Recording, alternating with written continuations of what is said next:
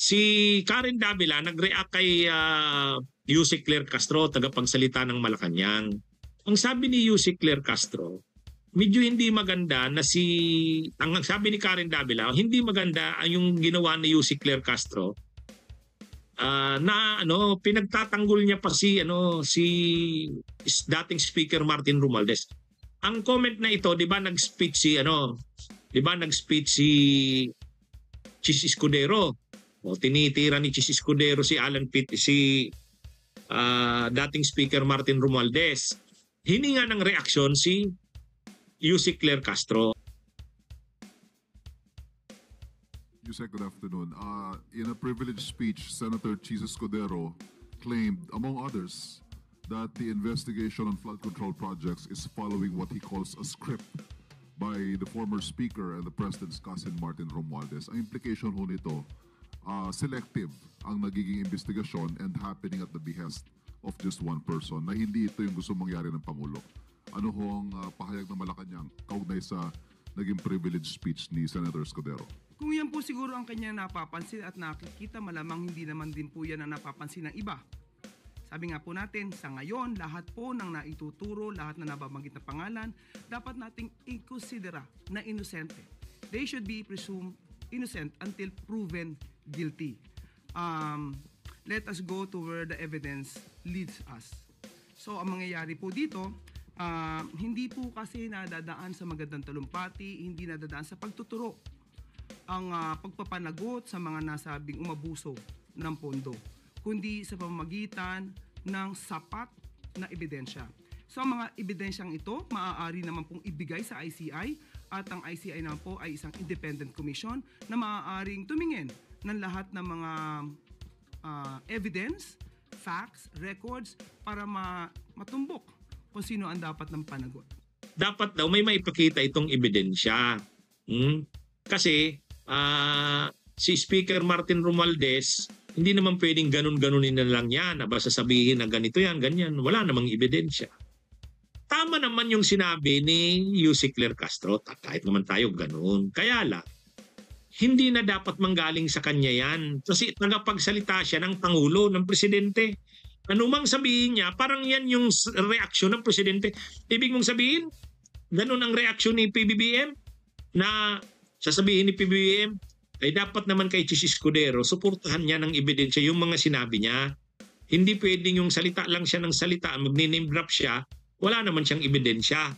Ay di anong ginagawa mo? Di pinagtatanggol mo doon si dating Speaker Martin Romualdez? Mali yun. Ang Malacanang, hindi dapat niya pinagtatanggol si dating Speaker Martin Romualdez. Controversial na nga ang issue na yan eh. At saka may mga issue kay dating Speaker Martin Romualdez na dapat sagutin niya. Huwag Malacanang ang magtanggol sa kanya. Huwag yung tagapagsalita ng Malacanang ang magtanggol kay Romualdez. Bugado naman si dating Speaker Martin Romualdez.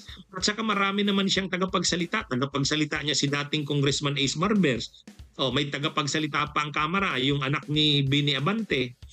Si Attorney Princess Abante.